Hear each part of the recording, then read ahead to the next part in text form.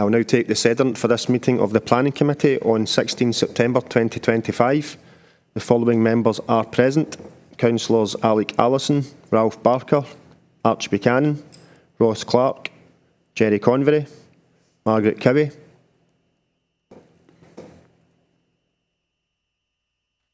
Understand Councillor Maureen Devlin is having some technical issues which we're assisting her with.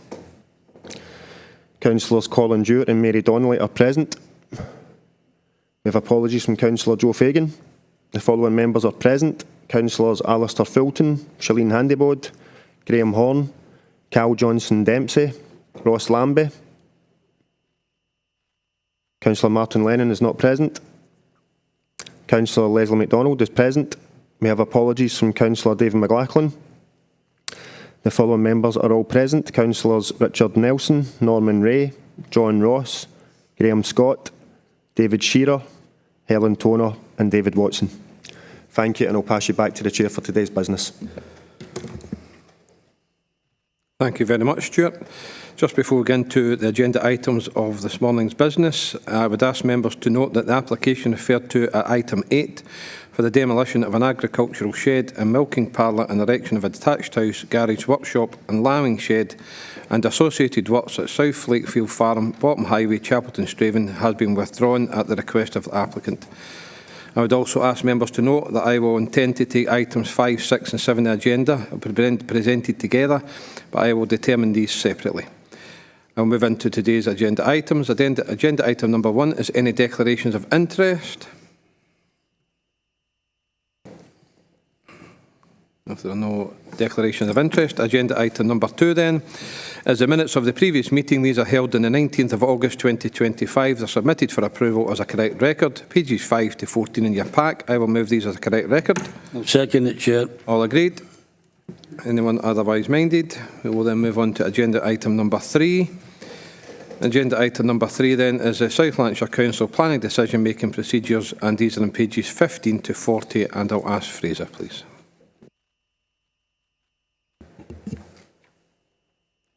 Okay, thank you, Chair.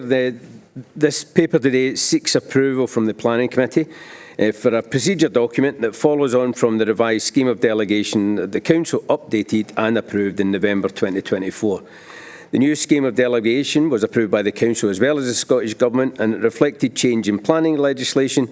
And this procedure document outlines how decisions should be taken at the Planning Committee itself.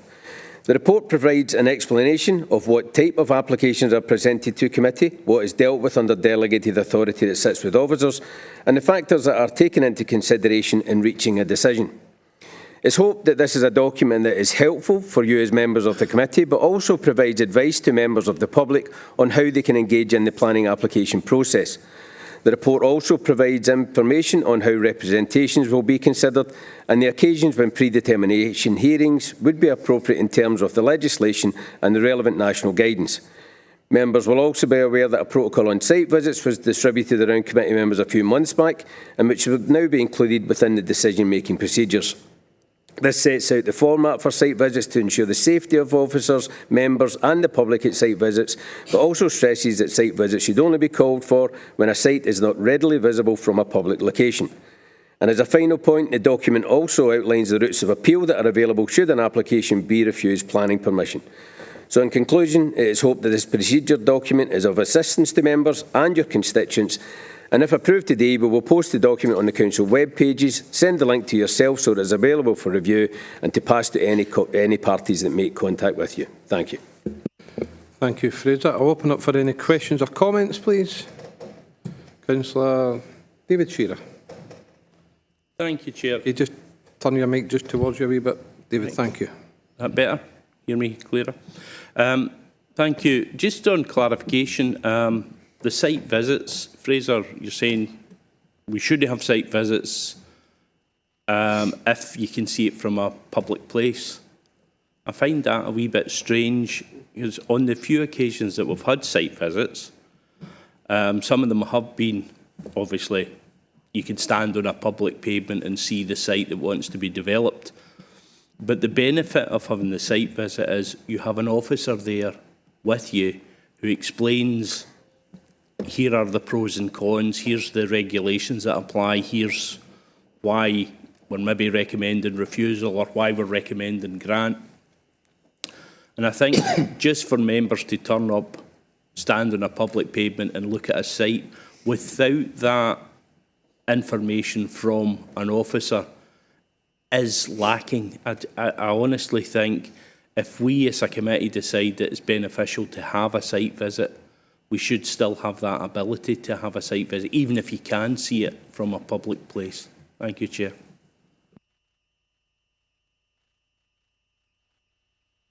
Yeah, no, thanks, Councillor. One of the site visits are something that is, but this isn't to stop site visits. I think it's providing a protocol around how they will actually be organised. There are health and safety issues out on site. There's a discussion that can take place on site as well. The discussion we would feel around the consideration of a planning application is probably more appropriate to take place here in the committee chamber, because that it can then be controlled. It's within the forum of a meeting. The site visit itself isn't a formal part of the decision-making process. It's here at the committee. So that's what it's only for, it's for members who feel as if they need to acquaint themselves with the site, and it needs to be a decision that's actually taken by the majority of the planning committee itself. It does add a delay into the decision-making system. They can be expensive to organise. So I think in terms of it's to avoid almost like random calls for site visits, as opposed to a way of delaying the decision-making process. But certainly I think the sense is in terms of the discussion should take place here at the planning committee itself. That way that then members are informed, that all the members hear the debate that takes place. Really, in terms of the site visit itself, no discussion should take place on site. Representations can't be taken from third-party members around it. There can be a factual question that's asked of the officers who are present around it, but there isn't a discussion about the merits of the planning application. That should take place here. And I think the suggestion we're saying in terms of if a site is difficult to see from the site itself, a site visit can be organised and access can be provided into the site itself. If it's a site that's accessible, you can either look on Google Maps or you could look on visit the site itself. That is acceptable to members to do that, and the discussion on the merits of the planning application would take place here at the committee itself, because that way all the members get to hear the debate. Yep, supplementary, Councillor Shearer. Thank you, Chair. I hear what you're saying, Fraser, and I do understand that. And it is not a regular thing that this committee has site visits. It's only very occasionally. But having attended a number of site visits, I do find them useful to see the lay of the land and see where a pro or a con would come in. So as long as this paper does not exclude site visits, I get the need for maybe a protocol to be in place, but that should not exclude this committee from having site visits if we feel it's necessary. I would seek that reassurance. Thank you. Say from that concern, no, it doesn't seek to exclude them, but it provides a sort of protocol and guidance as to when it would be appropriate to hold them. But the decision sits with the committee itself. Yeah. Thank you, Fraser. I don't think I can disagree with anything you've actually said there, and it's about the cost to this council and the safety of our members when we go out onto those site visits, and some of the ones that we've been to recently, I don't think it was particularly safe for our members to be there, not taken into the actual people who were there. It was about the safety of the people round about the road. So that was some of the conversations that we had with officers about trying to make sure that the safety and the decisions are made by the committee in here and not out on a site visit, because I think sometimes that's what's hard, because you get people, for the members of the public appearing, not supposed to know you're there, but everybody knows because we've seen it before. It's a busy street, turns into Sauchiehall Street in a day. So I'll bring in Councillor Barker next, please. Thank you, Chair. There's a lot in this paper which we've mainly read before, but one or two things you could just explain, Fraser, if that's okay. Hierarchy of development. Does that cover the energy consent unit? That's separate, is it? Okay, thanks. On community benefit, is it in the legislation that it is between the developer and council administration? Councils have no particular say in that. I think there's stuff on section 75 further on in that paper. But, I mean, it's not the detail, it's just how that's done. Sorry, Councillor. Yeah, no, I'm not aware of the reference to Section 70, but with the Section 75, we would bring the heads of terms to the Planning Committee who make the decision on the heads of terms, and then it's a matter that needs to be discussed and then negotiated with the actual developer itself. So the heads of terms and what would be covered by the agreement is approved by the committee itself, and that's in line with the legislation, but the actual terms of the Section 75 is a legal agreement between the council and with that relevant developer as well. It follows what's within planning policy as well. So there is a community and infrastructure assessment policy, and that would set out when it would be appropriate to ask for developer contributions, what it can be used for as well. So it isn't just about a matter of going to a developer and say, we would like money for X. It needs to comply with as the approved policy. The policy that we've got just now, we're reviewing as part of the LDP process, and we'll bring that back to committee, and that will allow members to inform what goes into the Section 75 agreement. So it needs to be in line with policy. We bring the heads of terms to the committee, and then it is a negotiation that takes place with the developer in line with that policy. The other thing I would say with Section 75 is the developer can appeal a Section 75 as well, so it needs to be reasonable. So we need to put something that does stand up to scrutiny and it complies with our policy, or it could be successfully challenged. So I don't know if that helps. Could you just speak a microphone?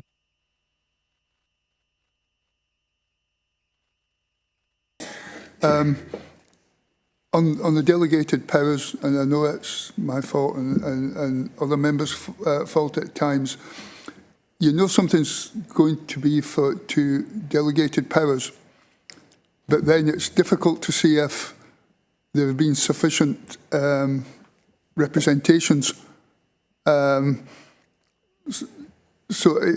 it's quite hard to follow. I mean, I do rely on representations against delegated powers on any particular application. But it seems to go so quick. Sometimes I miss it. And I know that's my fault, but it's difficult to keep up with it. Thanks. What I would have with that, Councillor, more than 5 representations automatically needs to go to the Planning Committee. All representations are put on the planning portal as well. So if there was if you have a question around it, you can look at the planning portal. All members can ask that a particular planning application goes to committee as well. There's not an automatic referral to it, but we do see, but it's the matter that's then discussed with myself and the convener as to is it appropriate to take it to committee. But members can request that it goes to committee. If there's an objection from a community council, it automatically goes to committee. So that's one of the triggers, but is any more than 5 objections, and it goes to the planning committee to consider. But if you have a question about any application, feel free to give us a call, and as I say, members can request that they go to the committee. Thank you, Fraser. We have never refused any local member an opportunity to bring any papers to the committee, so I've always been quite open with that, and we always discuss it as well. So, Councillor Mary Donnelly, please.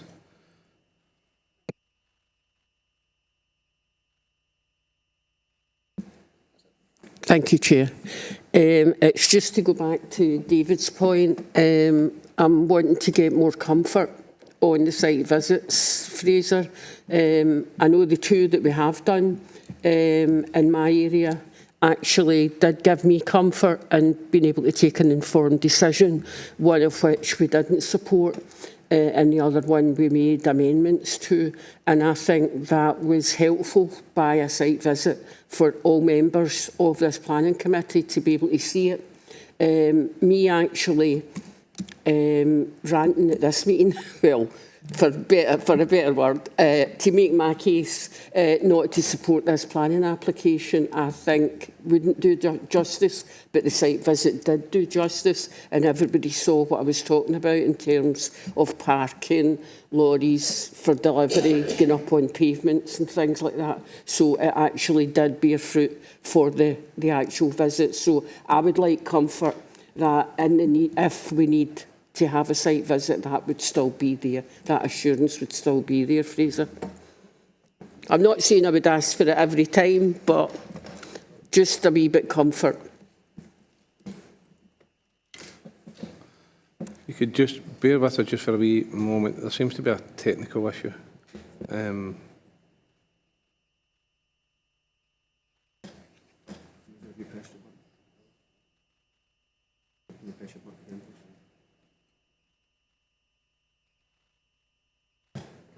Okay, I'll ask Fraser just to come in first of all. Fraser. Fraser? No, thanks, and sort of reiterating the comment that it's not excluding site visits, but providing a process around them. And also it sits there, it's a majority of the committee around them. I think, as the convener had mentioned, there was concerns about health and safety on site, so at least we've got that just now, and that really has to be very important. The other thing I would stress from it, again, though, is the site visit isn't part of the decision-making process. The planning committee is. This is where the decisions are made, and that being the case, and the comment that the convener said about costs and expenses, something I think we have to bear in mind as well, and that members are encouraged to go and visit sites or look at, if they need to acquaint themselves with them in advance. So that's the encouragement, and I think we're putting a process here around that allows the committee to make a decision on whether or not it does support or not support a site visit. Thanks, Fraser. Yeah, I think just to add to that, is this gives it belts and buckles, braces to it. I think to make it safe for everybody, there's nothing to stop anybody visiting any site on your own. I think sometimes the difficulty is that you were speaking about all the other members with it. It should be a decision on your own. It should be your decision here. It shouldn't be a member's decision between your party or your group. It should be a decision on the papers, how you're presented to you going forward. So that this just gives that belts and braces approach to it. Councillor Allison.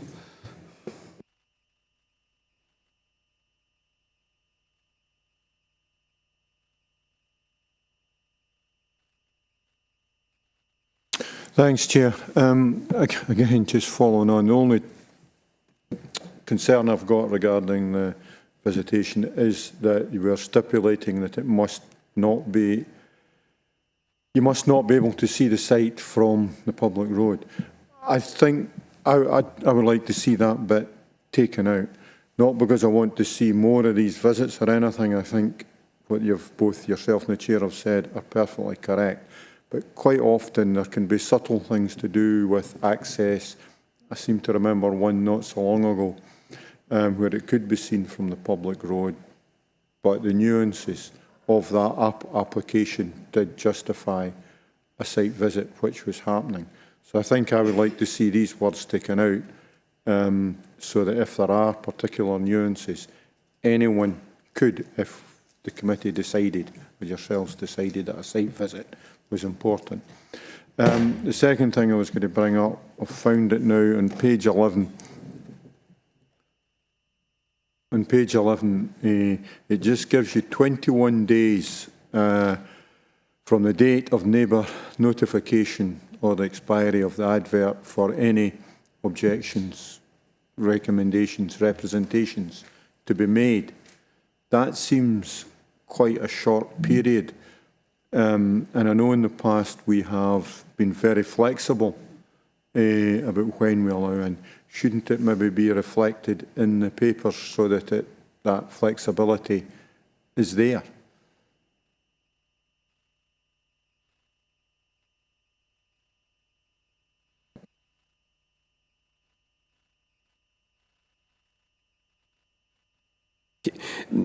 No, I think again, Councillor, in terms of the site visit, it's not. There's a recommendation that it's a guide towards the committee itself as to when a site visit should be called for, and the suggestion here is it's you would visit a site that you couldn't readily see from the road itself. So, I'm trying to think if it was a particular development that's particularly large, it's inside factories, there's security behind it and the like as well. It's a guide. The committee can still decide it wants to go on a site visit, though. I think it's to avoid almost the fairly kind of tenuous and sort of just a call for a site, but it's a guide that the committee can make a decision. In terms of the 21 days, that's actually what's set in statute. There's 21 days objection from the date that it's advertised. In practice, and what I would say is we would tend to accept them. But the issue we can have is at 21 days we can issue a decision, particularly under delegated applications. We can submit a decision on 22 days. If there are no objections, everything's in line, we've got all the information, that can be issued. And sometimes people make their objections beyond that and they can get frustrated that a decision has been made already. But we are, if the information is all there, we don't have we will issue a decision. We can't wait for representations, but the practice is we will accept them beyond that, but it just, the legislation says it should only be within 21 days. So we're reflecting what's in legislation there. Any further questions or comments? If there are no further questions or comments, then the committee is asked to approve the following recommendations: that the South Lanarkshire Council Planning Decision-Making Procedures 2025 attached as Appendix 1 to the report be approved. Agreed. All agreed? Thank you. We'll then move on to agenda item number 4 then, is application P230941 for construction and operation of renewable energy development comprising 35 wind turbines with maximum blade tip height, battery energy storage system and associated infrastructure at land lying to the east and west sides of the M74, approximately 1.5 kilometres from Douglas, and these are on pages 41 to 52. Fraser? Thank you, Chair. Thank you. This application it concerns a large-scale renewable energy development lying both sides of the M74. At this point, I should point out that a typo that we have on the site address on page 41 of the report that you have today, this should obviously say that the site is south-east of Douglas, but this is accurately shown on the map attached to the report, which shows the location of the site in relation to Douglas and the other settlements and physical features in the local area. The proposal falls to be considered under Section 36 of the Electricity Act, meaning the Scottish Government is a consenting authority with South Lanarkshire County acting as a statutory consultee. The site itself spans some 2,395 hectares, proposes 35 turbines, battery energy storage facility, as well as on-site substation and ancillary infrastructure. From a planning policy perspective, the proposal aligns with the National Climate and Emergency Goals, particularly those outlined in NPF 4 and the South Lanarkshire Local Development Plan. However, critical issues have been identified that inform the recommendation to object to the proposal as submitted. Issues of objection include the fact that the Ministry of Defence have raised objections due to potential interference with radar systems, low-flying aircraft routes and the SDL Muir seismology recording facility. These concerns conflict with NPF Policy 11 as well as the Local Development Plan Policy 18. It's also noted that the landscape and visual assessment that accompanied the proposals noted the adverse impact that the proposed scheme could have on the area that sits to the east of the M74 if there is a desire to maintain a gap between existing areas of cumulative wind energy development. The assessment of the proposal has not provided assurance that the impact on landscape is acceptable, and for that reason, in addition to the Ministry of Defence objection, this has brought this proposal into conflict with Policy 18 of the Local Development Plan. Therefore, given the outstanding objections, it is considered appropriate for South Lanarkshire Council to submit an objection to the Energy Consent Unit of the Scottish Government for the reasons set out in Section 11 of the report presented to members. Thank you. Thank you, Fraser. Any questions or comments, please? Councillor Ross Lambie, please. Morning, everyone. Thanks. Just a question, Fraser, on the adverse impact on the landscape. I just wonder if you could give us a bit more context on that and how you came to that judgment. Thanks.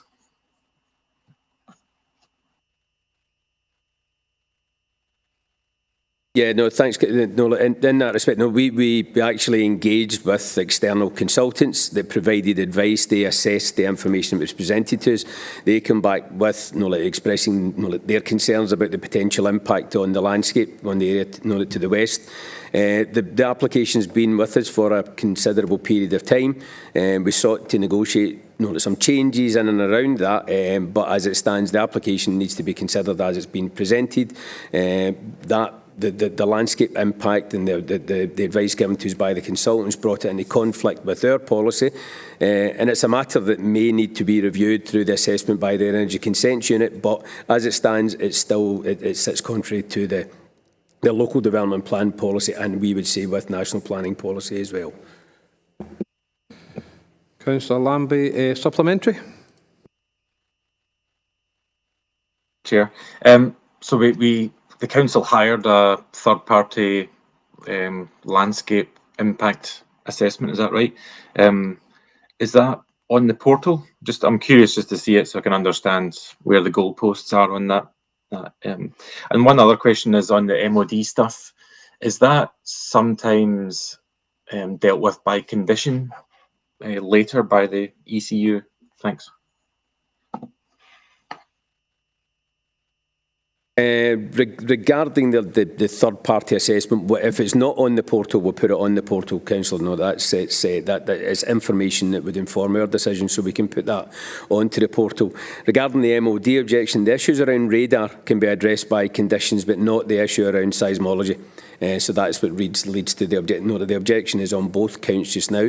And that's a matter that, again, will need to be worked through, discussed and assessed through the eventual decision that will be made by the Energy Consents Unit itself.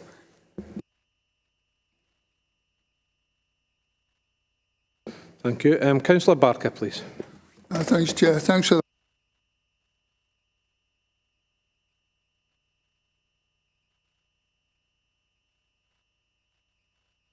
Right. Thanks, Chair, and thanks for that report.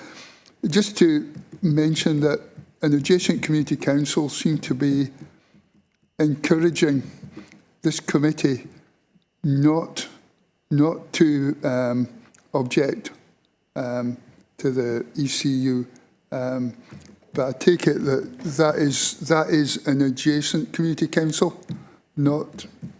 And that this application is not within that community council area. I just wondered if we knew that.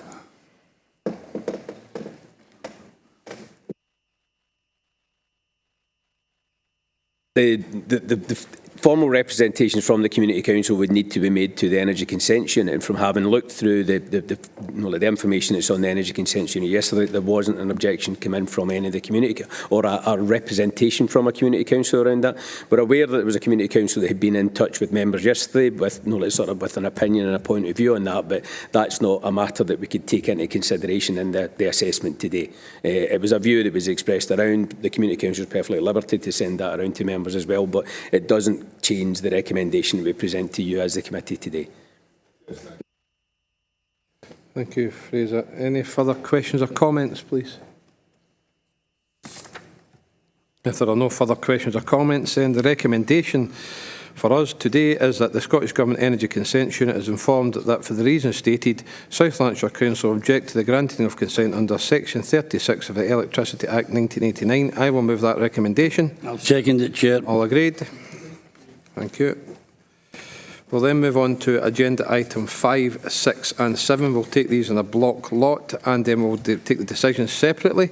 So this is applications P240683, P240684 and P240685 for Section 42 application to vary conditions relating to planning permissions for applications retrospectively at Cloburn Quarry in Thankerton. These are on pages 53 to 102, and I'll ask Fraser, please. Thank you, Chair.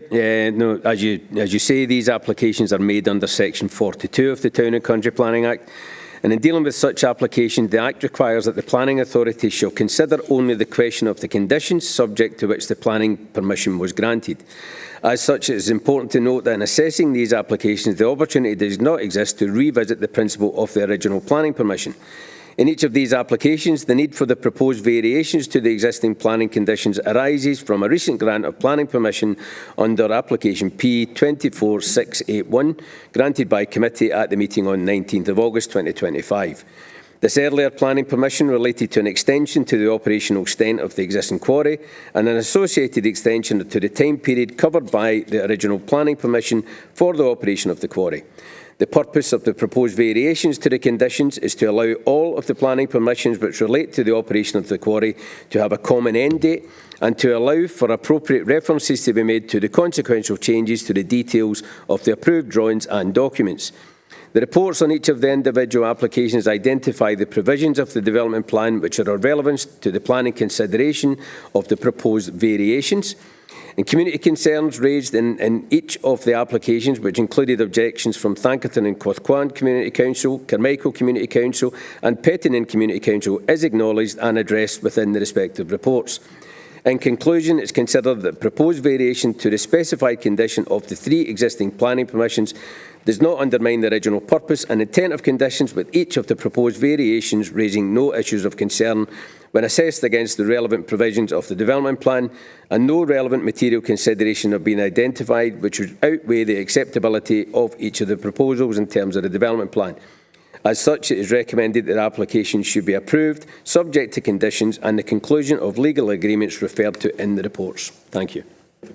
Thank you. I'll open up for any questions on any agenda items of 5, 6 and 7. If there are any questions or comments. Okay, we will take agenda item number 5 first, and that recommendation is to grant subject to conditions, Section 75 legal agreement and Section 96 agreement. I'll move that recommendation. I'll second it. All agreed. We'll then move on to agenda item number 6. The recommendation then is the same, to grant subject to conditions, Section 75 agreement and Section 96 agreement. I will move that. I'll second it. All agreed. And agenda item number 7 then is grant subject to conditions and Section 75 agreement. I'll move that recommendation. I'll second it. All agreed. Thank you. We will then move on then to agenda item number 9. Number 8 has been removed at the request of the applicant. Application for agenda number 9, P250569, for subdivision of garden ground and erection of house and associated infrastructure at Damhall Lodge, Courthouse Drive, Courthouse Lanark, pages 111 to 116. Fraser. Thanks, Chair. This application relates to a site that's within the side garden of a property fronting onto Kirkfield Bank Road, in which the existing building is currently being renovated and has recently been subject to a retrospective planning application that has subsequently been approved. The application has not been supported with any information to suggest that the dwelling is required to support a rural business, or that there is an essential need for a dwelling to be located on this site. The site itself has been cleared of the domestic structures that sat within the garden, and to this end it is noted that the application site does not seek to consolidate an existing building group, and that in general the design of the house does not enhance this part of the rural area. Therefore, in conclusion, it is considered that application P250569 does not comply with a range of national and local development planning policies, and no evidence or information has been provided that would justify a departure from these policies, and for the reasons set out in section 11 of the report presented to members, it is recommended the application should be refused.